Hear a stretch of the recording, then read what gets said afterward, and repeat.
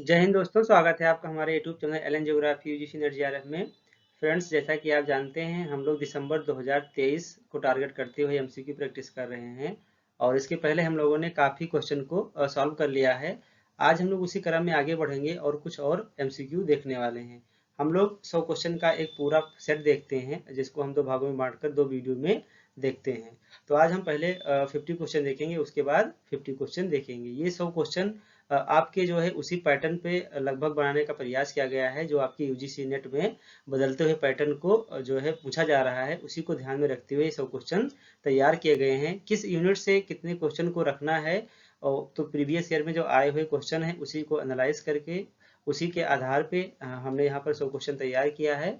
तो ये काफ़ी हेल्पफुल होने वाला है ये सेशन आपका, और ये सेशन तब तक चलता रहेगा जब तक आपका एग्जाम कंप्लीट नहीं हो जाता। यानी 12 दिसंबर को आपका एग्जाम है, तो 12 दिसंबर के पहले लगभग हम लोग 10 दिसंबर तक क्वेश्चन प्रैक्टिस करने वाले हैं।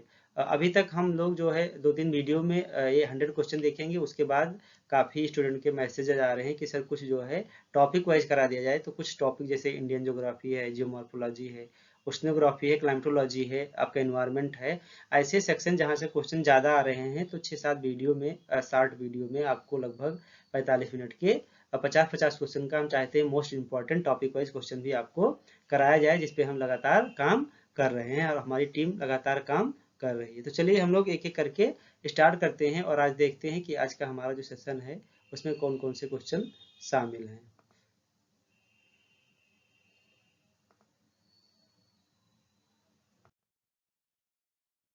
ये पहला क्वेश्चन है आपका, तो आइए इसको हम देखते हैं क्या कह रहा है। ये पहला क्वेश्चन आपको बताना है कि प्लेट विवर्तनिकी सिद्धांत से संबंधित निम्नलिखित में से कौन सा कथन क्या है सही है। यहाँ पर आपको कई स्टेटमेंट दिए गए हैं और आपको बताना है कि इसमें से कौन सा स्टेटमेंट है जो कि प्लेट टेक्टोनिक थियरी से क्या है, रिलेटेड है और सही है। पहला ऑप्शन कह रहा है कि प्लेट विवर्तनिकी एक वैज्ञानिक सिद्धांत है जो पृथ्वी के स्थल मंडल की बड़े पैमाने पर गतियों का वर्णन करता है। सेकंड कह रहा है कि प्लेट विवर्तनिक प्लेट जो होती हैं वो महासागरीय स्थल मंडल और मोटे महाद्वीपीय स्थल मंडल से मिलकर बनी होती हैं। तीसरा कह रहा है कि along divergent plate boundary subduction carries plates into the mental, यानी ये कह रहा है कि जो डाइवर्जेंट प्लेट बाउंड्री होती है उसमें सबडक्शन होता है और सबडक्शन के कारण जो आपका प्लेट है वो कहाँ पे मेंटल की तरफ मूव करती है या मेंटल में सबडक्ट हो जाती है। तो इसमें आपको बताना है कि कौन सा जो आपका स्टेटमेंट है वो क्या है, राइट है। तो आइए हम देखते हैं। पहला स्टेटमेंट कह रहा है कि प्लेट विवर्तनिकी एक वैज्ञानिक सिद्धांत है जो पृथ्वी के स्थल मंडल की बड़े पैमाने पर गतियों का वर्णन करता है। तो ये बिल्कुल क्या है, राइट है, क्योंकि प्लेट टेक्टोनिक थ्योरी क्या है, यही बताता है कि जो हमारा आपका जो पूरा अर्थ है यानी जो लिथोस्फीयर है वो कई छोटे बड़े टुकड़ों में डिवाइड है, जिसको हम क्या बोलते हैं, प्लेट बोलते हैं। और इसी प्लेट पे आपका महाद्वीप और महासागर अवस्थित है, हम अवस्थित है, और ये सारे क्या कर रहे हैं, मूव कर रहे हैं डिफरेंट डिफरेंट डायरेक्शन में। तो ये पहला तो बिल्कुल राइट है। दूसरा कह रहा है कि विवर्तनिक प्लेट महासागरीय और स्थल मंडल और मोटे महाद्वीपीय स्थल मंडल से बनी हुई है। यानी जो प्लेट का निर्माण होता है वो महासागरीय जो आपका क्रस्ट है और जो आपका महाद्वीपीय क्रस्ट है दोनों से मिलकर बना हुआ है। तो पता है कि जो प्लेट होता है, प्लेट किसे बोलते हैं, जो आपका लिथोस्फीयर होता है, ठीक है। तो इसी लिथोस्फीयर के पीसेस को हम प्लेट बोलते हैं और इस लिथोस्फीयर में आपका स्थल मंडल भी शामिल है और आपका क्या शामिल है, जल मंडल भी शामिल है, ठीक है। दोनों आपके क्या हैं, शामिल हैं। तो ये भी आपका क्या है, बी ऑप्शन भी क्या है, राइट है। तीसरा क्या कह रहा है कि along divergent plate boundary subduction carries plate into the mental. कह रहा है कि जहां पर डाइवर्जेंट प्लेट बाउंड्री पाई जाती है वहां प्लेटें सबडक्ट करती हैं। तो ये ऑप्शन क्या है, रॉन्ग है, क्योंकि जहां पर डाइवर्जेंट प्लेट बाउंड्री होती है वहां पर प्लेटें क्या होती हैं, एक दूसरे से दूर जाती हैं और यहाँ पर सबडक्शन नहीं होता है, बल्कि यहाँ पर किसका निर्माण होता है, कटक का यानी रिज का फॉर्मेशन होता है। तो ये ऑप्शन आपका क्या हो गया, रॉन्ग हो गया, और आपका सही क्या है, ए एंड बी, ठीक है। तो इसका डी ऑप्शन क्या हो गया, राइट हो गया। नेक्स्ट क्वेश्चन देखते हैं। नेक्स्ट क्वेश्चन आपका कह रहा है, नेक्स्ट क्वेश्चन कह रहा है कि यहाँ पर असर्शन और रीजन दिया गया है और आपको बताना है कि कौन सा सही है कौन सा गलत है, या व्याख्या कर रहा है या नहीं कर रहा है। तो असर्शन कह रहा है कि प्लेट विवर्तनिकी सिद्धांत महाद्वीपीय विस्थापन और सागर नितल प्रसरण की अवधारणा पर आधारित है। और कारण कह रहा है कि पहली बार प्लेट शब्द का प्रयोग टूजो विल्सन ने किया था, जो कि कनाडा के एक जियोलॉजिस्ट जियोमॉर्फोलॉजिस्ट थे। तो पहला जो ऑप्शन आपका कह रहा है, कथन कह रहा है कि प्लेट विवर्तनिकी सिद्धांत महाद्वीपीय विस्थापन और सागर निधन प्रसरण की अवधारणा पर आधारित है। ये बात बिल्कुल क्या है, राइट है, क्योंकि प्लेट टेक्टोनिक थियरी जो है आई थी, वो उसका जो आधार है मुख्य रूप से वो वेगनर का महाद्वीपीय सिद्धांत यानी कॉन्टिनेंटल ड्रिफ्ट है, और आपका क्या है, सी फ्लोर स्प्रेडिंग, जो कि किसका है, हैरी हेस का है। तो ये क्या है, बिल्कुल राइट है। कारण कह रहा है कि पहली बार प्लेट शब्द का प्रयोग टूजो विल्सन ने किया था, तो ये भी क्या है, राइट है। लेकिन कारण किसी प्रकार की व्याख्या नहीं कर रहा है। आप देख सकते हैं कि व्याख्या कराने के लिए क्या करते हैं, हम पहले कथन को पढ़ते हैं और फिर यहाँ बिकॉज लगाते हैं या क्योंकि लगाते हैं कि ये हो रहा है क्यों, क्योंकि ऐसा है। लेकिन इसमें दोनों में किसी प्रकार का कोई रिलेशन नहीं है, तो इसीलिए इसमें क्या हो जाएगा, ये और दोनों बी आर दोनों सही है, लेकिन आर ए की व्याख्या नहीं कर रहा है। तो ऑप्शन क्या हो गया, B is the right answer.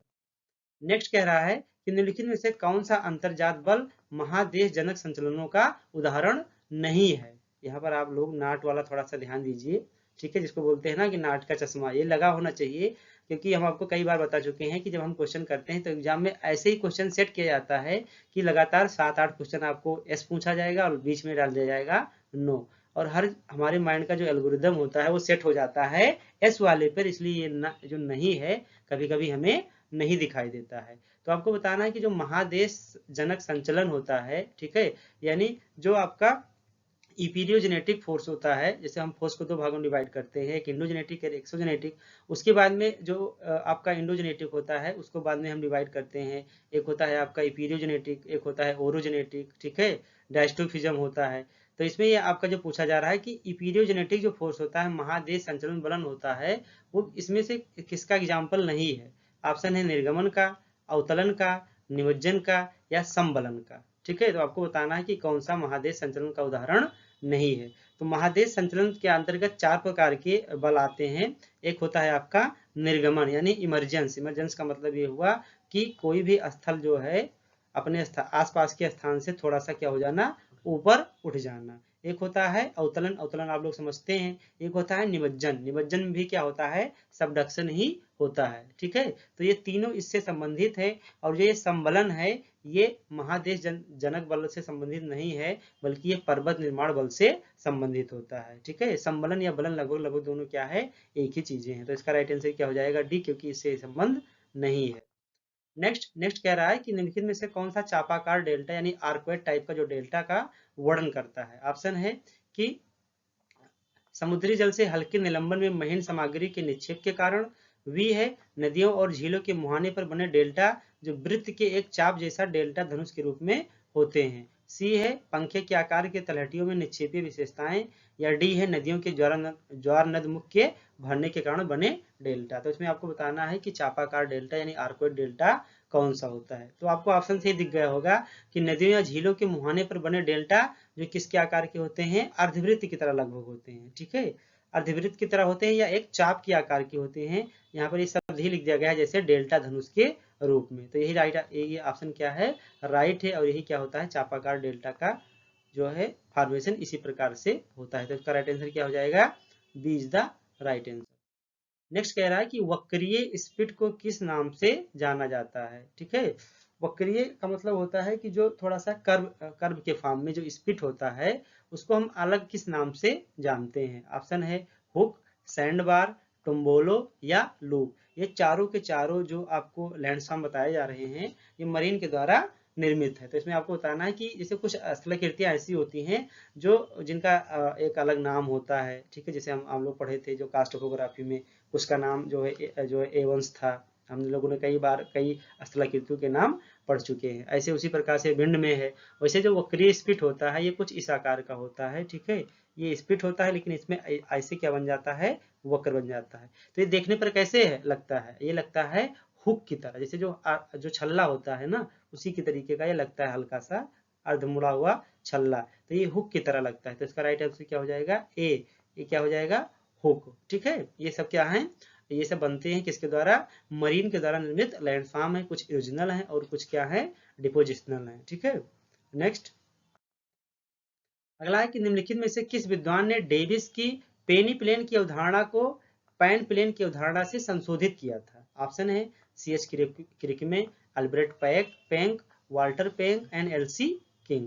तो आपको बताना है कि कौन सा ऐसा जियोग्राफर था जो डेविस के पेनी प्लेन के स्थान पे क्या शब्द का प्रयोग किया था, पैन प्लेन शब्द का प्रयोग किया था। तो इसका राइट आंसर क्या हो जाएगा, इसका राइट आंसर हो जाएगा CH क्रिकमे। क्रिकमे ने क्या किया था, डेविस के पेनी प्लेन की जगह पर क्या किया था, पैन प्लेन शब्द का प्रयोग किया था। ठीक है, तो इसका राइट आंसर क्या हो जाएगा, ए। नेक्स्ट कह रहा है कि निम्नलिखित में से कौन सा बलन बनता है जब दोनों पार्श्व समानांतर होते हैं और साथ ही साथ क्षैतिज होते हैं। यानी जब हम फोल्ड पढ़ रहे थे तो हमने देखा था कि फोल्ड कई प्रकार के होते हैं, जैसे आइसोक्लिनल होता है, यानी एक दिग्गज बलन होता है, सममित बलन होता है, असममित। उसी प्रकार से बलन में एक विशेषता यहाँ पर दी गई है कि वो कैसे होता है, बलन बनता है जब दोनों पार्श्व समानांतर होते हैं और क्षैतिज, यानी बलन की एक भुजा ऐसे होगी और दूसरी भुजा ऐसे होगी। यानी देखिए एक दूसरे के क्या है, दोनों भुजाएं पैरेलल हैं और किस अवस्था में है, हॉरिजॉन्टल अवस्था में है। तो ये किस प्रकार का बलन होगा, ऑप्शन है समनत बलन, परवलित बलन जिसको बोलते हैं इंग्लिश में रिकम्बेंट फोल्ड, या नापे, या एक नतिक बलन, या जिसको बोलते हैं एक दिग्नत बलन, या आइसोक्लिनल बलन। ठीक है, तो आपको बताना है कि कौन सा ये बलन की विशेषता होती है। तो जो ये परवलित बलन है, ठीक है, परवलित बलन कैसे होता है, परवलित बलन इसी तरह से होता है, इसकी दोनों भुजाएं समानांतर होती हैं और किस अवस्था में होती हैं, क्षैतिज अवस्था में होती हैं, और इसी को बोलते हैं रिकम्बेंट फोल्ड। तो इसका राइट आंसर क्या हो जाएगा, B is the right answer. Next यहाँ पर आपको 4 प्रकार की डिसकंटिन्यूटी दी गई है और ये स्थान दिया गया है। थोड़ा सा डिसकंटिन्यूटी में खास है, इसमें कुछ ऐसी चीजें हैं जो शायद आप पहली बार सुन रहे हो। ठीक है, कुछ है नहीं खास, बस उसमें जो है चेंज है नाम। जैसे पहले ऑप्शन में दिया गया है बुलियन असंबंधता, जिसको बोलते हैं बुलियन डिसकंटिन्यूटी। दूसरा है मोहो डिसकंटिन्यूटी, तीसरा है गुटेनबर्ग डिसकंटिन्यूटी, और चौथा है आपका रेपेटी डिसकंटिन्यूटी। तो आइए हम इसको देखते हैं। जब हम लोग इंटीरियर पदार्थ पढ़ रहे थे तो इसमें हमने देखा था कि धरातल के अंदर जाने पर अलग अलग जो है डिस्टेंस पे क्या है, ये जो चट्टाने हैं तो उनकी डेंसिटी अलग अलग होती है, जिसके कारण जब भूकंपीय तरंगे ट्रेवल करती हैं तो आपको पता है कि जो सिस्मिक वेव्स होती हैं, जब वो एक ही प्रकार की डेंसिटी वाली चट्टानों से गुजरती हैं तो उनकी लगभग स्पीड एक ही समान होती है, लेकिन जहां पर डेंसिटी चेंज होती है तो उनकी स्पीड में क्या होता है, जो है फ्लक्चुएशन होना स्टार्ट हो जाता है। तो हम अर्थ को कितने भागों में बांट के पढ़ते हैं, पहले बांटते हैं क्रस्ट, और दूसरा बांटते हैं मेंटल, और तीसरा बांटते हैं कोर को। ठीक है, ये तीसरा हो गया आपका कोर। पुनः इसको 2 भागों में बांटते हैं, क्रस्ट को 2 भागों में, एक अपर क्रस्ट एक लोअर क्रस्ट। ठीक है, तो जो ये हो गया अपर क्रस्ट, ये हो गया लोअर क्रस्ट। तो अपर क्रस्ट और लोअर क्रस्ट के बीच में जो डिस्कंटिन्यूटी पाई जाती है उसको क्या बोलते हैं, कोनार्ड डिस्कंटिन्यूटी बोलते हैं। क्या बोलते हैं, कोनार्ड। ठीक है, पुनः हम मेंटल को 2 भागों में बांटते हैं, अपर मेंटल और लोअर मेंटल। ठीक है, तो जो लोअर कोर और अपर मेंटल के बीच में पाई जाती है उसको बोलते हैं मोहो डिस्कंटिन्यूटी। तो मोहो यहाँ पर दिया गया है, तो मोहो किसमें है, आपका लोअर क्रस्ट है और अपर मेंटल है। तो अगर देखेंगे तो या आप बोल सकते हैं क्रस्ट और ऊपरी मेंटल, या लोअर क्रस्ट, तो लोअर क्रस्ट कहीं पर दिया नहीं है, लोअर क्रस्ट कहीं पर नहीं दिया है, तो इसका मतलब मोहो का किसमें हो जाएगा, क्रस्ट और बाहरी मेंटल। ये पूरा का पूरा क्रस्ट हो गया और ये हो गया आपका मेंटल के बीच में। ठीक है, अब मेंटल भी 2 भागों में बटा है, अपर मेंटल और लोअर मेंटल। तो वैसे देखा जाए तो ये लोअर क्रस्ट और अपर मेंटल होना चाहिए, लेकिन इस तरह का यहाँ कोई ऑप्शन नहीं है, तो ये क्रस्ट और मेंटल मान लिया जाएगा। उसके बाद कोनार्ड के बाद मोहो, मोहो के बाद क्या होता है, रेपेटी। रेपेटी किसके बीच में है, अपर मेंटल और लोअर मेंटल के बीच में। तो ये आंतरिक मेंटल और बाहरी मेंटल कहाँ पे है, ये यहाँ पर दिया गया है। तो कोनार्ड के बाद मोहो, मोहो के बाद क्या हो गया, रेपेटी। तो ये हो गया डी का 4। उसके बाद में क्या है आपका बचा कोर। कोर को 2 भागों में बांटते हैं, इनर कोर और जो है आउटर कोर और इनर कोर। तो इनर कोर और आपका जो लोअर मेंटल है इसके बीच में एक डिस्कंटिन्यूटी पाई जाती है, उसका नाम क्या है, कोनार्ड, मोहो, रेपेटी। इसको बोलते हैं गुटेनबर्ग। क्या बोलते हैं, गुटेनबर्ग। तो इसको बोलते हैं आंतरिक मेंटल और बाहरी कोर के बीच में पाई जाती है। और जो इनर कोर है और आउटर कोर है इसके बीच में एक डिस्कंटिन्यूटी पाई जाती है, जिसको बोलते हैं क्या, कोनार्ड, मोहो, रेपेटी, गुटेनबर्ग, उसका नाम है लेहमन। लेकिन लेहमन का दूसरा जो नाम है वो आपका है बुलेन। क्या है, बुलेन। तो यही आपको बताना था कि यही आपके लिए नया है कि कहीं पर लेहमन न देकर बुलेन पूछ लिया गया कि बुलेन डिस्कंटिन्यूटी किसके बीच में पाई जाती है, तो आपको परेशान होने की जरूरत नहीं है। इसका मिल जाएगा आंतरिक कोर और बाहरी कोर के बीच में। तो इसका राइट आंसर क्या हो जाएगा, 2, 1, 3, 4। ठीक है, ये आपका हो जाएगा B is the right answer. अगर ये फिगर आपके दिमाग में है तो ये क्वेश्चन आप कभी गलत नहीं कर सकते हैं, और ये क्वेश्चन आने की बहुत प्रबल संभावना रहती है आपके एग्जाम में, क्योंकि ये देखा जाता है कि यहाँ अक्सर लड़के गलती कर देते हैं। क्वेश्चन नंबर 10 कह रहा है कि बहिर्जात बलों से संबंधित निम्नलिखित में से कौन सा कथन सही नहीं है। यहाँ फिर पूछा गया है कि कौन सा कथन सही नहीं है। ऑप्शन है कि उन्हें अनाच्छादन प्रक्रिया या विनाशकारी बल भी कहा जाता है। दूसरा है कि सामान्य शब्दों में अंतर्जात बल मुख्य रूप से भूमि निर्माण बल है, यानी ये भूमि का निर्माण करते हैं। सी कह रहा है बहिर्जात बलों का मूलभूत स्रोत वायु जल हिमनद है और ये बहिर्जात प्रक्रियाएं मुख्य रूप से भूमि धारण बल है। डी कह रहा है कि अनाच्छादन बहिर्जात प्रक्रिया का एक प्रमुख उदाहरण है। अनाच्छादन क्या होता है? एक ऐसी प्रोसेस होता है जिसमें अपक्षय और अपर्दन क्या है? ऑलरेडी दोनों इंक्लूड होता है। तो यहाँ पर आपको बताना है कि कौन सा ऑप्शन क्या है, सही नहीं है। ठीक है, तो पहला ऑप्शन कह रहा है कि अनाच्छादन प्रक्रियाएं विनाशकारी, अनाच्छादन प्रक्रियाएं जो होती हैं इनको हम विनाशकारी बल भी कहा जाता है। तो अनाच्छादन प्रक्रियाएं क्या करती हैं कि जैसे अनाच्छादन प्रक्रिया में शामिल किया गया अपक्षय और अपरदन, तो कहीं पर अगर अपरदन हो रहा है तो एक तरीके से देखा जाए वहां पर क्या हो रहा है? डिस्ट्रक्शन ही हो रहा है। तो ये तो क्या है? राइट है। इसमें पूछा गया कौन सा सही नहीं है। दूसरा कह रहा है कि सामान्य शब्दों में अंतर्जात बल जो होते हैं मुख्य रूप से भूमि निर्माण बल है। ठीक है, ये ऑप्शन क्या है? गलत है कि अंतर्जात जो बल होते हैं भूमि निर्माण बल कहते हैं, बल्कि जो बहिर्जात बल होते हैं वो भूमि निर्माण के बल होते हैं। बल्कि ये भी सही है और ये भी ऑप्शन क्या है आपका? राइट है। तो इसका राइट आंसर क्या हो जाएगा? B is the right answer. अगला कह रहा है कि डेविस का अपरदन चक्र निम्नलिखित में से किस विद्वान के विचारों से प्रभावित था? इस तरीके का क्वेश्चन आजकल आपका जो यूजीसी है उसका ट्रेंड है। तो ये इस तरीके के क्वेश्चन बहुत ही यूजीसी के फेवरेट है। आप देखते हैं कि जब वो जियोग्राफर का भी नाम पूछता है कि किस स्कूल ऑफ थॉट से रिलेटेड है, यानी किस देश से संबंधित हैं, तो कम से कम 10 जियोग्राफर का नाम देकर तब आपसे पूछता है। इसलिए थोड़ा सा आप जो है इसमें डाइवर्सिटी लाइए। जियोग्राफर का नाम अगर आपको याद रखना है तो कम से कम जो जितने भी आपके बुक्स में मिलते हैं तो उसको तो आप ध्यान में रखिए, और जितने भी नए जियोग्राफर मिले तो वो किस जो है स्कूल ऑफ थॉट से बिलोंग करते हैं, वो फ्रांसीसी है या अमेरिकन है, इस तरीके से भी देखेंगे तो 2 क्वेश्चन आपके एग्जाम में कम से कम पूछा जा रहा है। यहाँ पर पूछा गया कि डेविस का जो जियोमॉर्फिक साइकिल था तो वो किस किस विद्वान से प्रभावित थे? ऑप्शन है James Hutton, CS Crickmay, Charles Lyell या चार्ल्स डार्विन। ऑप्शन है आपको बताना है कि किससे ये प्रभावित थे। तो जो आपका डेविस है, डेविस जो है 2 विद्वान से काफी प्रभावित थे। एक थे जेम्स हट्टन, क्योंकि जेम्स हट्टन ने थ्योरी दी थी एक रूपतावाद की, और एक थे आपके चार्ल्स डार्विन। ठीक है, इन्हीं दोनों से क्या थे? ये प्रभावित थे। डार्विन का जो सर्वाइवल ऑफ फिटेस्ट है जिसमें उन्होंने बताया था कि कौन जीवित रहेगा, कौन जो है संघर्ष के दौरान वही जीवित रहेगा जो संघर्ष के दौरान अपने आप को क्लाइमेट के अनुकूल कर लेता है। ठीक है, और बहुत सारी थियरी है डार्विन की। तो इन दोनों से काफी क्या थे? प्रभावित थे, और इन्हीं दोनों से प्रभावित होकर इन्होंने जो है जियोमॉर्फिक साइकिल का जो कंसेप्ट दिया वो दिया था। तो इसका राइट आंसर क्या हो जाएगा? A and D. तो ए एंड डी किसमें है? यहाँ पर आपका बी वाले ऑप्शन में। ठीक है, तो इसका राइट आंसर क्या हो जाएगा? B is the right answer.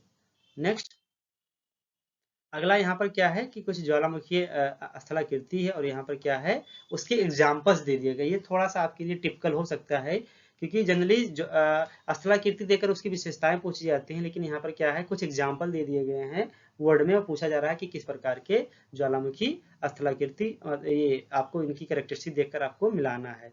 जैसे इधर दिया गया सिंडर कोन और अम्लीय लावा, यानी जो स्टिक लावा होता है वो शंकु, और बेसिक लावा शंकु और कंपोजिट शंकु। जब आप देखेंगे कि शंकु कई प्रकार के बनते हैं किससे? ज्वालामुखी उद्गार के टाइम। यहाँ पर ज्वालामुखी के उदाहरण दिए गए हैं, जैसे फिलीपींस का मेयोन ज्वालामुखी, हवाई द्वीप का मोना लावा, कैलिफोर्निया में लेसन चोटी और कराकाटोवा के शंकु।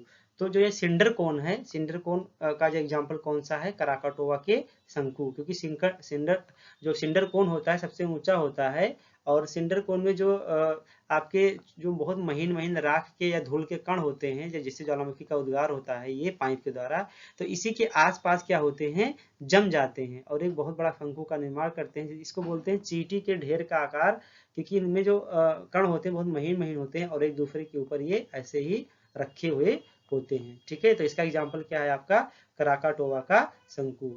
अम्लीय लावा, अम्लीय लावा आपको पता है कि जब जो है सिलिका की मात्रा ज्यादा होती है तो लावा कैसा हो जाता है? अम्लीय हो जाता है, यानी जो उसकी विस्कोसिटी होती है वो क्या हो जाती है? थोड़ा सा कम हो जाती है, यानी वो कम दूर में क्या करता है? फैलता है। ठीक है, तो जो कैलिफोर्निया में लेसन चोटी है वो किसका एग्जाम्पल है? वो है आपके अम्लीय लावा शंकु का। क्षारीय शंकु उसमें उसको कहते हैं जो बहुत दूर तक फैलता है। तो जो हवाई द्वीप का मोना लावा द्वीप है वो इसी से बना हुआ है, ठीक है। और लास्ट में है कंपोजिट शंकु, तो जो आपका फिलीपींस का मियोन ज्वालामुखी है, अभी देखेंगे कि बहुत जल्दी ही फिलीपींस के ताल ज्वालामुखी में, फिलीपींस के मियोन ज्वालामुखी में लगातार क्या हुआ है, इरप्शन हुआ है, ठीक है। तो ये थोड़ा चर्चा में रहा है, तो यहाँ से क्वेश्चन आ सकते हैं, इसलिए मैंने इसको रखा। तो इसका राइट आंसर क्या हो जाएगा, इसका राइट आंसर हो जाएगा आपका C is the right option. Next अगला है कि घाटियों को किसने आक्रमवर्ती, प्रत्यानवर्ती और नुमानवर्ती के रूप में वर्गीकृत किया, यानी किसने वैली को क्या बोला है, आक्रमवर्ती, प्रत्यानवर्ती और नुमानवर्ती। ऑप्शन है डेविस, जॉनसन, पैंग या जेम्स पावेल। तो किसने बोला था, ये बोला था आपके डेविस ने। डेविस ने जो बैली बनी थी तो उसको इन्होंने बोला था कि आक्रमणवर्ती हो सकती है, प्रत्यानवर्ती हो सकती है, या क्या हो सकती है, नुमानवर्ती हो सकती है। इसको 3 रूपों में क्या किया था, क्लासिफाइड किया था। तो इसका राइट आंसर क्या हो जाएगा, इसका राइट आंसर हो जाएगा आपका A is the right answer. Next next कह रहा है कि निम्नलिखित में से कौन सा स्थान वायुमंडल का सबसे ठंडा हिस्सा है। ये ऐसे क्वेश्चन है जो थोड़ा सा बहुत ही मॉडरेट लेवल कह सकते हैं, इजी लेवल के कह सकते हैं, लेकिन फिर भी थोड़ा सा क्या है, कंसेप्चुअल है। अगर आप लोग ऐसे क्वेश्चन गलत करते हैं तो आपके एग्जाम से बाहर होने के चांस क्या है, ज्यादा होते हैं।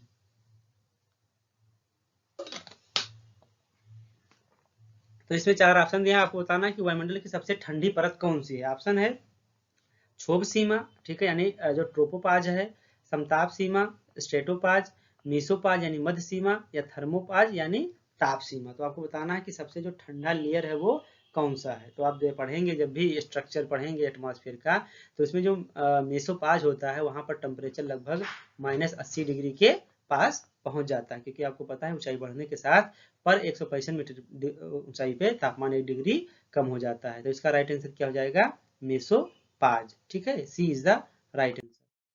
अगला है कि निम्नलिखित में से कौन सी स्थितियां एल नीनो घटना का सबसे अच्छा वर्णन प्रस्तुत करती हैं। आपको बताना है कि एल नीनो किस कंडीशन को हम बोलेंगे। पहला ऑप्शन है कि उत्तर पूर्व प्रशांत महासागर पर हाई प्रेशर, उत्तर पश्चिम प्रशांत महासागर पर उच्च दाब, भूमध्य रेखीय पूर्वी प्रशांत महासागर पर उच्च दाब और भूमध्य रेखीय वेस्टर्न प्रशांत महासागर पर निम्न दाब। अगला है कि भूमध्य रेखीय पश्चिम प्रशांत महासागर पर उच्च दाब या ईस्टर्न प्रशांत महासागर पर निम्न दाब। यानी कौन सी ऐसी कंडीशन है जो किसको डिनोट कर रहा है, एल नीनो को डिनोट कर रहा है। तो आपको पता है कि एल नीनो कहाँ आता है, जो आपका साउथ अमेरिका है, साउथ अमेरिका के वेस्ट यानी पेरू के तट के आसपास, ठीक है। पेरू जो वहाँ का जो कंट्री है एक साउथ अमेरिका में, तो उसके आसपास जो आपका एल नीनो करंट से वो आती है। तो वो महासागर का कौन सा हिस्सा होता है, वो होता है ईस्टर्न पैसिफिक ओशन। क्या है, ईस्टर्न पैसिफिक ओशन। और एल नीनो एक वार्म करंट है, तो वहां पर किस प्रकार का जो प्रेशर बनेगा, आपका लो प्रेशर बनेगा। क्या बनेगा, लो प्रेशर बनेगा। और वहीं पर देखेंगे जो आपका जो ऑस्ट्रेलिया वाला रीजन है, यानी जो आपका वेस्टर्न पैसिफिक ओशन है, वहां पर उस टाइम क्या बनता है, हाई प्रेशर बनता है। अगर आप लोग वाकर सर्कुलेशन पढ़े होंगे तो आपको ये अच्छे से समझ में आएगा। तो आपका देखेंगे कि जो आपका पूर्वी प्रशांत महासागर है वहां पर लो प्रेशर बन रहा है, और पश्चिमी प्रशांत महासागर में क्या बन रहा है, हाई प्रेशर बन रहा है। और हवा का एक पैटर्न यहीं पर क्रिएट होता है जिसको बोलते हैं वाकर सर्कुलेशन, ठीक है। तो ये किस कंडीशन को डिनोट करता है, यानी जो आपका पश्चिमी प्रशांत महासागर है वहां पर लो प्रेशर रहेगा, और पूर्वी प्रशांत महासागर पर क्या रहेगा, हाई प्रेशर रहेगा। तो पश्चिमी प्रशांत महासागर पर उच्च दाब और पूर्वी प्रशांत महासागर पर क्या रहेगा, निम्न दाब रहेगा। तो इसका राइट आंसर क्या हो जाएगा, डी। आप लोग हमेशा इसी दोनों ऑप्शन में कंफ्यूज होंगे, क्योंकि हमको पता है कि जो रसिया वाला पोर्शन होता है या आपका चाइना वाला, ठीक है, अगर इसको आप देखेंगे कि महाद्वीप पे तो ये ईस्टर्न पोर्शन होता है, लेकिन जो इसके किनारे प्रशांत महासागर है, ये प्रशांत महासागर का पश्चिमी किनारा होता है, ठीक है। और जो आपका यूएसए और साउथ यानी नॉर्थ और साउथ अमेरिका का जो कोस्ट है, ये आपका होता है कौन सा, ये आपका होता है ईस्टर्न पैसिफिक ओशन। यहाँ पर दिशा में थोड़ा सा भ्रम होता है, इसीलिए ये क्वेश्चन आपके लिए क्या किया गया है, डाला गया है। क्योंकि आप देखेंगे कि जो नॉर्थ अमेरिका और साउथ अमेरिका देखेंगे तो उसके किस कोस्ट पे आता है, ये पश्चिमी कोस्ट पे आता है। लेकिन वहीं पर अगर ये सागर के दृष्टिकोण से देखा जाए तो इस सागर का कौन सा, महासागर का कौन सा किनारा होता है, पूर्वी किनारा होता है। तो पूर्वी किनारे पर कैसा प्रेशर रहेगा, लो प्रेशर रहेगा, और पश्चिमी किनारे पर कैसा रहेगा, हाई प्रेशर रहेगा। तो इसका राइट आंसर क्या हो गया, D is the right answer. अगला है कि विश्व मौसम संगठन के अनुसार एल नीनो घटना के रूप में योग्य होने के लिए प्रशांत महासागर में समुद्री की सतह का तापमान कितना गर्म होना चाहिए, ठीक है। तो ऑप्शन है 2 गर्मिंग महीनों के लिए एक जितना एवरेज रहता है उससे 1 डिग्री ज्यादा, या 3 गर्मी महीनों के लिए जितना एवरेज रहता है उससे 0.5 डिग्री सेंटीग्रेड ज़्यादा, या 2 गर्मी महीनों के लिए 11.5 डिग्री सेंटीग्रेड, या 3 गर्मी महीनों के लिए 23 डिग्री से ज़्यादा।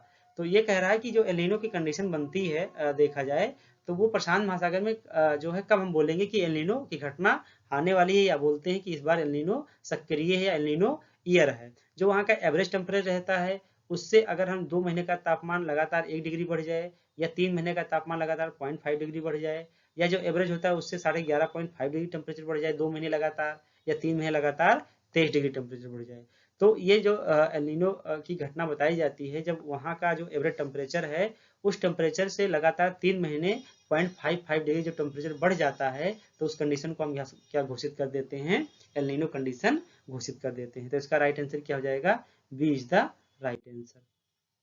अगला है कि फ्रंटोजेनेसिस के संबंध में निम्नलिखित में से कौन सा कथन सही है। फ्रंटोजेनेसिस बोलते हैं फ्रंट के निर्माण की प्रक्रिया, और फ्रंटोलाइसिस क्या होता है, फ्रंट के क्षय की या अवसाद की प्रक्रिया। तो यहाँ पर आपको बताना है कि फ्रंटोजेनेसिस का संबंध किससे है। ऑप्शन है कि उष्ण वाताग्र के हाँ इसी कह रहा है कि फ्रंटोजेनेसिस के बारे में कौन सा कथन सही है। आपको 4-5 स्टेटमेंट दिया गया है।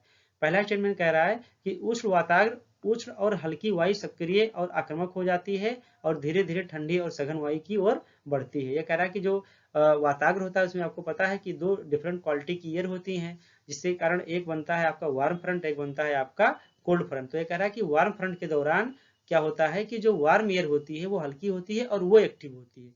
तो हम लोग जानते हैं कि फ्रंट किसे बोलते हैं, जिसे हम वार्म फ्रंट कब कहेंगे कि जब वार्म एयर एक्टिव होगी, और कोल्ड फ्रंट कब कहते हैं जब कोल्ड एयर एक्टिव होती है। तो पहला ऑप्शन क्या है, राइट है, क्योंकि इसमें कह रहा है कि वार्म फ्रंट का निर्माण कब होता है, जब वार्म एयर क्या होती है, एक्टिव होती है और वो धीरे धीरे ठंडी या सघन वायु के ऊपर बढ़ती है और बढ़ती है।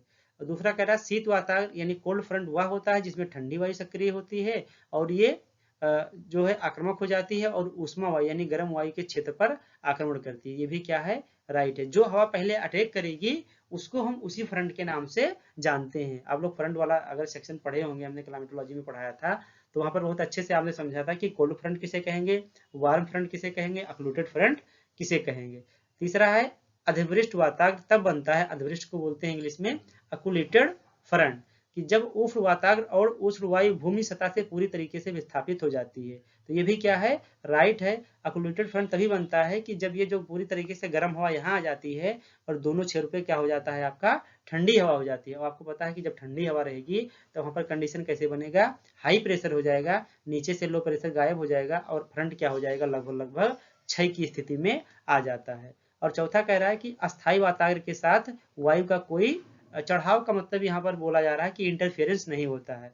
तो स्टेशनरी फ्रंट में क्या होता है कि एक हवा वार्म होती है यानी गर्म होती है और एक होती है कोल्ड, और ये किसी के क्षेत्र में इंटरफेयर बिना किए क्या करती रहती है, एक दूसरे के समानांतर चलती रहती है। तो ये भी ऑप्शन क्या है, राइट है। तो इसका राइट आंसर क्या हो जाएगा, D is the right answer. अब देख लीजिए यहाँ पर फ्रंटोजेनेसिस के बारे में इतने ऑप्शन देकर आपसे पूछा गया है, जबकि इसमें कुछ भी नहीं था, बस केवल आपको पढ़ना था। और यहाँ पर क्या दिया गया है, केवल डिफिनेशन दिया गया है, आपसे कोई भी इसका मैकेनिज्म नहीं पूछा गया है। ठीक है, कि किस प्रकार के बादल बनते हैं। फिर भी ये क्वेश्चन थोड़ा सा क्या था, अपने आप में थोड़ा सा जटिल हो गया, क्योंकि इसमें 4 या 5 ऑप्शन बना दिए गए।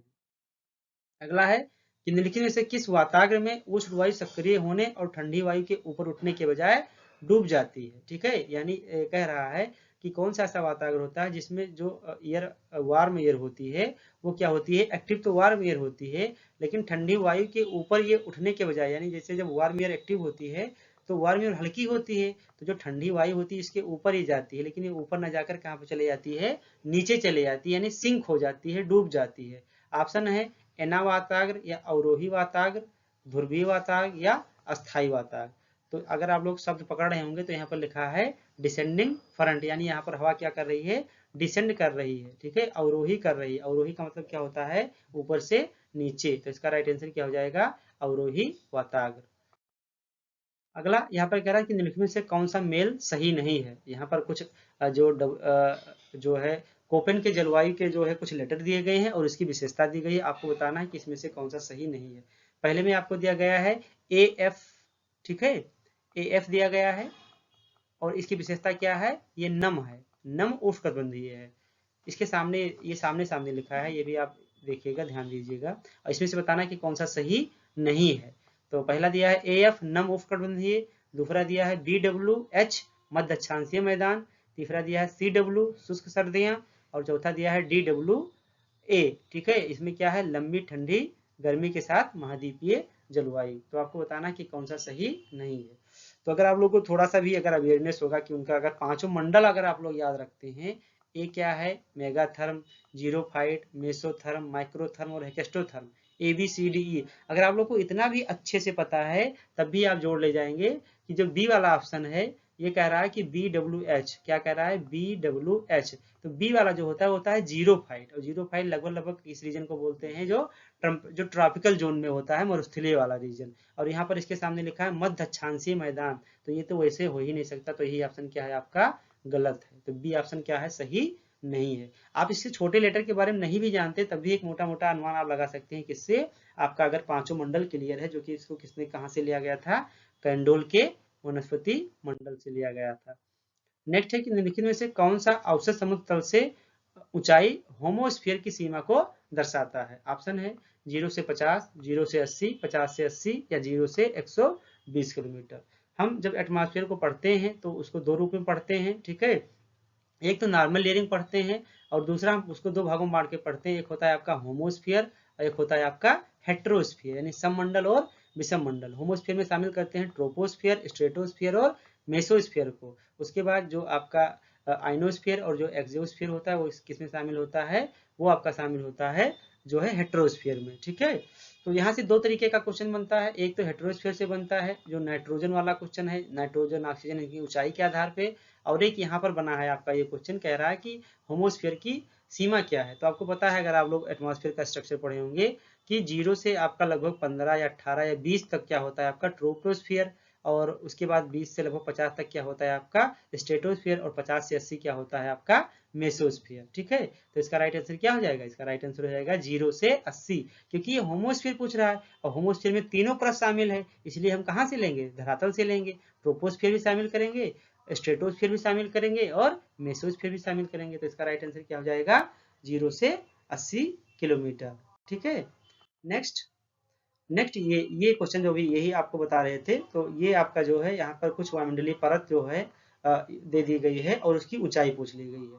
अगर इसमें आपको ऊंचाई कभी नहीं याद करनी है कि इसकी ऊंचाई कितनी है, बस आपको ये याद रखना है कि परत का अरेंजमेंट कैसे है। तो जब आप जाएंगे इस परत में, ठीक है, तो सबसे नीचे क्या होती है, डी लेयर, उसके बाद ई लेयर होती है, ठीक है, हैवी कैनरी साइड परत, उसके बाद एफ लेयर होती है और एफ को बोलते हैं अफ्लीटन परत, उसके बाद होती है सबसे ऊपर जी लेयर, यानी सबसे नीचे रहेगा आपका डी, उसके बाद दूसरे नंबर पे ई, तीसरे नंबर पे एफ और चौथे नंबर पे जी। अब इसमें जो सबसे कम होगा उसको हम डी से मैच करा देंगे क्योंकि धरातल के सबसे निचले भाग में पाया जाता है ये। तो डी वाला कहाँ पे मिल जाएगा, इसमें सबसे निचला देखा जाए तो क्या है 60 से 99 किलोमीटर, तो डी का हो जाएगा 60 से 99। उसके बाद ई वाला हम मिलाएंगे, तो ई दूसरा कौन सा है 100 से 130 किलोमीटर, तो ई को यहाँ से मिला देंगे। ई के बाद अफ्लीटन पर देखिए, यहाँ एफ ना देकर क्या दे दिया, अफ्लीटन दे दिया। अगर आपको पता है कि एफ को ही अफ्लीटन करते हैं तभी ये आपका क्वेश्चन कर पाएंगे। जैसे ई को केंद्रीय हैवीसाइड परत बोलते हैं, एफ का क्या बोलेंगे, तीसरे नंबर पर मिला देंगे। तीसरा इसमें कौन सा बचा आपका 150 किलोमीटर वाला, और जी को सबसे हाईएस्ट मिला देंगे यानी 400 किलोमीटर से ऊपर। तो हमें किलोमीटर याद करने की जरूरत ही नहीं है अगर आपको सीक्वेंस क्या है पता है। तो इसका राइट आंसर क्या हो जाएगा, 3 हो जाएगा, 4, ठीक है, सॉरी 3142। तो ये आपका राइट आंसर हो जाएगा 3142, यानी D is the right answer. इसका राइट आंसर क्या हो जाएगा, डी आपका राइट हो जाएगा। नेक्स्ट क्या है, क्वेश्चन नंबर 22 कि क्षोभ सीमा में कोई अंतराल नहीं है तथा क्षोभ मंडल और समताप मंडल के बीच एक सतत सीमा होती है। ठीक है, कारण कह रहा है कि क्षोभ सीमा समतापीय परत की शुरुआत को चिन्हित करती है जो वायु के मिश्रण होने को क्या करती है, रोकती है। तो यहाँ पर पूछा गया है क्वेश्चन आपके ट्रोपोपाज से, यानी क्षोभ सीमा से, जहां पर ट्रोपोस्फीयर खत्म होता है और स्ट्रेटोस्फीयर स्टार्ट होता है, उसके बीच में एक परत पाई जाती है जिसको क्या बोलते हैं, ट्रोपोपाज। तो ये कह रहा है कि ट्रोपोपाज में कोई अंतराल नहीं है, ठीक है, यानी हर जगह लगभग क्या है, ये समान है। और कह रहा है कि क्षोभ मंडल और समताप मंडल के बीच में एक सतत सीमा है। तो पहली बात ये सतत नहीं है, सीमा तो है, क्षोभ मंडल और समताप मंडल के बीच में सीमा है, लेकिन कहीं पर ये ज्यादा है, कहीं पर क्या है, ये कम है और कहीं पर तो बिल्कुल भी नहीं है ट्रोपोस्फियर और स्ट्रेटोस्फियर के बीच में। तो इसीलिए जो पहला ऑप्शन है वो आपका क्या है, गलत है, क्योंकि ये यहाँ पर कहा जा रहा है कि यहाँ पहली बात यहाँ पर कह रहा है कि कोई अंतराल नहीं है, और दूसरी बात कह रहा है कि यहाँ पर सतत सीमा है, तो ये सतत सीमा नहीं है। दूसरा तो आपका राइट है, क्योंकि ये काम क्या करता है कि जो ट्रोपोस्फियर से जो एयर की मिक्सिंग होती है स्ट्रेटोस्फियर में, उसको ये क्या करता है, रोक देता है, कि इसका नाम ही है ट्रोपोपाज। तो इसमें ए सही है, लेकिन आर जो है वो आपका क्या है, गलत है। तो सी इज द क्या हो जाएगा, राइट ऑप्शन। अगला कह रहा है कि यहाँ पर हवा हवा के बारे में बताया गया है कि गरजते चालीसा और चीखते साठा, ठीक है, भूमंडलीय पवनों के उदाहरण है। यानी जो गरजता चालीसा है, यानी रोरिंग 40, और क्या है आपका चीखता साठा है, ये कह रहा है ग्लोबल विंड्स के एग्जाम्पल है। और आर कह रहा है कि ये दोनों गोलार्धों में 50 और 60 डिग्री के अक्षांशों में पाए जाते हैं। तो आपको बताना है कि कौन सा सही है कौन सा गलत है। तो अगर आप लोगों ने ग्लोबल विंड पढ़ा होगा तो उसमें देखा होगा कि 40 डिग्री पर 40 चलती है, 50 डिग्री पे 50 और 60 डिग्री पे 60 चलता है। और ये किसके हैं, ये वेस्टर्ली हवाएं हैं, तो ये ग्लोबल विंड ही है, क्योंकि वेस्टर्ली किसका पार्ट है, ग्लोबल विंड का पार्ट है। लेकिन यहाँ पर एक मिस्टेक कर दिया है, कह रहा है कि ये पवनें दोनों गोलार्धों में चलती हैं, तो ये ऑप्शन क्या है, गलत है, क्योंकि ये जो आपकी हवाएं चलती हैं चीखता साठा, 50 और 40, ये केवल साउथ हेमिस्फीयर में चलती है, क्योंकि वहां पर जलीय क्षेत्र क्या है, ज्यादा है, और स्थलीय क्षेत्र कम है। इसलिए हवाओं को बिना किसी फ्रिक्शन के क्या है, बहुत ज्यादा फोर्स मिलता है, यानी वहां पर कोई भी धरातलीय अवरोध नहीं है, जिसके कारण हवाओं की जो स्पीड होती है वो नॉर्थ की तुलना में साउथ में ज्यादा है। इसलिए ये दोनों गोलार्धों में नहीं, बल्कि कहाँ पे चलती है, केवल साउथ हेमिस्फीयर में चलती है। तो ये तो आपका सही है, लेकिन आपका आर जो क्या हो जाएगा, वो गलत हो जाएगा। तो सी क्या हो जाएगा, राइट ऑप्शन सही हो जाएगा। अगला है कि कोपेन जलवायु वर्गीकरण के अनुसार जलवायु के प्रकार और उसकी श्रेणियों के गलत युग्म की क्या करना है, पहचान करना है। पहला ऑप्शन है AW उष्णकटिबंधीय सवाना जलवायु, EF हिमटोपी जलवायु, CS भूमध्यसागरीय जलवायु, और BSH क्या कह रहा है, शीत मध्य अक्षांशीय स्टेपी जलवायु। तो आपको बताना है कि इसमें क्या है, कौन सा जो है श्रेणी है वो क्या है, गलत है। तो आप इसमें देखिए कि कौन सा श्रेणी गलत है। फिर वही हम आपसे कहेंगे कि अगर आपको पांचों याद है तो यहाँ पर एक लिखा है BSH, और इसमें दिया गया है शीत मध्य अक्षांशीय जलवायु। तो जो आपका बी वाला है, ठीक है, ये ट्रॉपिकल रीजन तक ही रहता है, मध्य अक्षांश के मतलब ये टेम्परेट या ऐसा कुछ ऊपर रीजन पे ये नहीं पहुंच पाता है। तो इसमें ये तीनों ऑप्शन जो हैं वो क्या हैं, सही हैं, और जो ये आपका डी वाला ऑप्शन है वो क्या है, आपका रॉन्ग है। ठीक है, तो इसमें ऑप्शन क्या हो जाएगा, सही, डी सही हो जाएगा। अगला अगला क्वेश्चन कह रहा है कि निम्नलिखित में से कौन सा विकल्प महासागर में निम्नतम उभार वाली आकृति नहीं है। ये आपका उभार है, ठीक है। निम्नतम उभार का मतलब हुआ कि जो लोअर लेवल पे थोड़ा सा यहाँ पर राइज होता है, तो ऐसी कौन सी स्थलाकृति है जो निम्नतम उभार वाली नहीं है। ऑप्शन है समुद्री पर्वत, खाइयां, गुयार्ड्स या सबमरीन घाटी। सबमरीन वैली कहाँ पे बनती है, जो आपका होता है कॉन्टिनेंटल स्लोप होता है, वहीं पर ये सबमरीन घाटी बनती है, इसको बोलते हैं सबमरीन कैनियन। तो इसमें पूछ रहा है कि कौन सा उभार वाली स्थलाकृति नहीं है। तो अगर आपको, हाँ, ये जो आपका ऑप्शन नंबर बी है, जिसको बोलते हैं इंग्लिश में ट्रेंच, ये किसी प्रकार की उभार वाली आकृति नहीं है, बल्कि अगर पर्वत है तो ये उभार होता ही है। गुयार्ड्स क्या होता है, जो छोटी छोटी पहाड़ियां पाई जाती है समुद्री क्षेत्रों में, उसको क्या बोलते हैं, गुयार्ड्स बोलते हैं, तो ये भी उभार वाली आकृति है। घाटी भी जो है ये कॉन्टिनेंटल स्लोप पे पाई जाती है, तो इसको इसलिए उभार वाली स्थलाकृति माना गया है। और ये जो खाई होता है, आपको पता है कि कितना गहरा होता है, तो इसका राइट आंसर क्या हो जाएगा, B is the right answer. अगला है कि दो आपको यहाँ पर एसेंशियल रीजन दिए गए हैं, आपको बताना कि कौन सा सही है कौन सा गलत है। ऑप्शन कह रहा है कि ध्रुवीय समुद्रों में अन्य समुद्रों की तुलना में बहुत कम लवणता पाई जाती है, यानी जो पोलर रीजन में जो समुद्र का एरिया होता है वहां पर सैलिनिटी कम पाई जाती है। कारण कह रहा है कि ध्रुवीय क्षेत्रों में बर्फ पिघलने से ताजा पानी उत्पन्न होता रहता है। तो ऑब्वियस सी बात है, बिल्कुल क्या है, दोनों राइट है, और एक्सप्लेन भी कर रहा है, क्योंकि आपको पता है कि लवणता कम कैसे हो सकती है, या तो वर्षा ज्यादा हो, या तो समुद्र के बर्फ से पिघला हुआ क्या मिलता रहे, पानी मिलता रहे, क्योंकि जो हिमटोपियां हैं जितनी, वहां पर क्या होता है, स्वच्छ जल होता है। तो इसीलिए ध्रुवीय क्षेत्रों में जो समुद्री क्षेत्र होते हैं, यानी अगर आपको बात किया जाए कि आप मान लीजिए हम बात करते हैं अटलांटिक ओशन में हैं, अटलांटिक ओशन में इक्वेटर पे रहेंगे तो वहां पर लवणता अलग पाई जाएगी। जैसे जैसे आप हाई एल्टीट्यूड पे जाएंगे तो लवणता क्या होती जाएगी, कम होती जाएगी। देखेंगे समुद्र एक ही है, महासागर एक ही है, लेकिन उसके अलग अलग रीजन में क्या है, लवणता की मात्रा अलग अलग है, क्योंकि उसका जो रीजन है वो क्या है, अलग अलग है। तो इसका राइट आंसर क्या हो जाएगा, ए आर दोनों सही है, और उसकी क्या कर रहा है, व्याख्या भी कर रहा है। ठीक है, इसमें कह रहा है कि निम्नलिखित में से कौन सा कथन सही है। ये 4 ऑप्शन है, इसमें 4 स्टेटमेंट है, आपको बताना कि कौन सा कथन सही है। बहुत थोड़ा सा क्या है, कंसेप्चुअल है, तो इसको ध्यान देकर आपको पढ़ना है। पहला कह रहा है कि जो लोअर लेटीट्यूड होते हैं, यानी निम्नतम अक्षांश होते हैं, उसमें खुले समुद्र संलग्न समुद्रों की तुलना में अपेक्षाकृत अधिक तापमान दर्ज करते हैं। संलग्न का मतलब होता है जो क्लोज होते हैं, जो बंद टाइप के होते हैं। तो अगर कोई समुद्र क्लोज है और कोई समुद्र ओपन है, तो टेम्परेचर किसका ज्यादा होगा, क्लोज का कि ओपन का। ऑब्वियस सी बात है जो क्लोज, क्योंकि इसमें बाहर से जल नहीं मिलता है, और जो ओपन होता है इसमें बाहर से जल मिलता रहता है, इसलिए यहाँ पर क्या है, डिस्टर्बेंस ज्यादा होता है। तो जो क्लोज रहेगा उसका टेम्परेचर ज्यादा रहेगा। और यहाँ पे कह रहा है कि लोअर अक्षांशों में खुले समुद्र जो होते हैं वो संलग्न समुद्रों की तुलना में अपेक्षाकृत अधिक तापमान दर्ज करते हैं, जो कि बात क्या है, गलत है। खुले समुद्र का तापमान अधिक नहीं होगा, बल्कि किसका होगा, क्लोज का अधिक होगा। दूसरा कह रहा है कि उत्तरी गोलार्ध की तुलना में दक्षिणी गोलार्ध में समुद्रों में अधिक तापमान दर्ज किया जाता है। तो ये भी बात क्या है, गलत है। क्यों, क्योंकि उत्तर क्षेत्र में देखेंगे तो स्थलीय भाग ज्यादा है समुद्री भाग की तुलना में, और स्थलीय भाग ज्यादा होने के कारण जो स्थल की स्पेसिफिक हीट कैपेसिटी होती है बहुत ही क्या होती है, कम होती है। इसीलिए स्थल भाग पर जो जितना भी उसको टेम्परेचर मिलता है, एनर्जी मिलती है, तुरंत उसमें उसको किसमें कन्वर्ट कर देता है, टेम्परेचर में कन्वर्ट कर देता है। इसलिए नॉर्थ हेमिस्फीयर का टेम्परेचर ज्यादा है, जिसका प्रभाव किस पे पड़ रहा है, समुद्र पे पड़ रहा है। तो वहां के समुद्र का तापमान भी साउथ की तुलना में ज्यादा है, इसलिए ये ऑप्शन भी आपका क्या है, गलत है।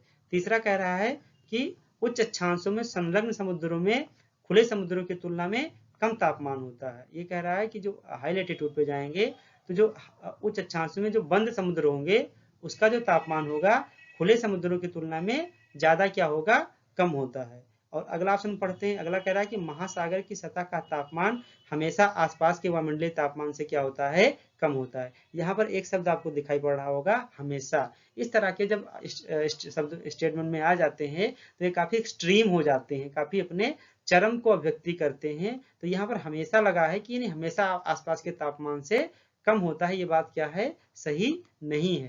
तापमान कम होता है, लेकिन इस शब्द के कारण इसका जो ये ऑप्शन हो जाएगा ये गलत हो जाएगा। और ये ऑप्शन क्या है, सही है। क्यों, क्योंकि अगर कोई बंद ओशन है और कोई क्या है, खुला ओशन है, ठीक है, तो इसका तापमान क्या होगा, खुले की तुलना में कम ही होगा, क्योंकि बाहर से यहाँ पर जल की मिक्सिंग नहीं होती है। तो यही कह रहा है कि उच्च अक्षांशों में संलग्न समुद्रों में खुले समुद्रों की तुलना में तापमान कम होता है। तो ऑब्वियस सी बात है कि जो बंद है उसका तापमान खुले की तुलना में कम ही होगा। तो इसका राइट आंसर क्या हो जाएगा, सी, क्योंकि आपसे पूछा था कि कौन सा कथन क्या है, सही है। ठीक है, नेक्स्ट अगला कह रहा है कि महासागरों में तापमान के वितरण के संबंध में निम्नलिखित में से कौन सा कथन सही है, तापमान के वितरण से संबंधित। पहला कह रहा है कि अपतटीय हवाएं गर्म सतह के पानी को तट से दूर ले जाती हैं, जिसके परिणाम स्वरूप ठंडा पानी ऊपर आ जाता है। अपतट का मतलब हो गया ऑफशोर विंड। जैसे मान लीजिए कि ये क्या है, आपका अफ्रीका है, ठीक है, अफ्रीका, इसको समझ लीजिए। तो अपतट हवाएं कहाँ होंगी, जैसे हवा अगर वेस्टर्ली यहाँ चल रही है, ठीक है, तो जैसे ही इसके तट पे हवा पहुंचती है तो तट से जैसे हवाएं दूर जाती हैं तो उसको बोलते हैं अपतट पवन। इधर पे देखेंगे तो तट पे आ रही हैं, लेकिन ऑफशोर का मतलब क्या हुआ, जो तट से दूर जा रही हो। तो ये वाला रीजन, यहाँ पर हवाएं क्या होंगी, तट से दूर जाएंगी। और जैसे हवाएं स्थलीय भाग से इस पे प्रवेश करती हैं तो जो सरफेस का वाटर होता है इसको क्या कर देती हैं, यहाँ से दूर लेकर चली जाती हैं। इसीलिए जो गर्म वाटर होता है यहाँ से दूर हो जाता है, और नीचे से क्या होता है, ठंडा वाटर ऊपर आता है, जिसको बोलते हैं अपवेलिंग। तो ये क्या है, ये बिल्कुल राइट ऑप्शन है। ठीक है, जो आपका पेरू की ठंडी जलधारा चल रही है उसका फॉर्मेशन इसी के कारण होता है। जो कनारी ठंडी जलधारा आ रही है उसका फॉर्मेशन इसी के कारण होता है, क्योंकि यहाँ पर हवाएं अपतट होती हैं तो गर्म पानी ऊपर चला जाता है हवाओं के साथ, और ठंडा पानी नीचे से ऊपर आता है। तो पहला ऑप्शन क्या है, राइट है। दूसरा कह रहा है कि दक्षिणी गोलार्ध की तुलना में उत्तरी गोलार्ध में आइसोथर्म अधिक नियमित और अक्षांशों का अनुसरण करता है। थोड़ा सा ये क्या है, कई इसमें थोड़ा कंसेप्ट लगेंगे। कह रहा है कि दक्षिणी गोलार्ध की तुलना में उत्तरी गोलार्ध में आइसोथर्म अधिक नियमित है और अक्षांशों का अनुसरण करता है। तो इसमें पहले आपको जानना है कि आइसोथर्म क्या होता है। तो आइसोथर्म क्या होता है, समान तापमान को जोड़ने वाली जो रेखाएं होती है उसको क्या बोलते हैं, आइसोथर्म बोलते हैं। ठीक है,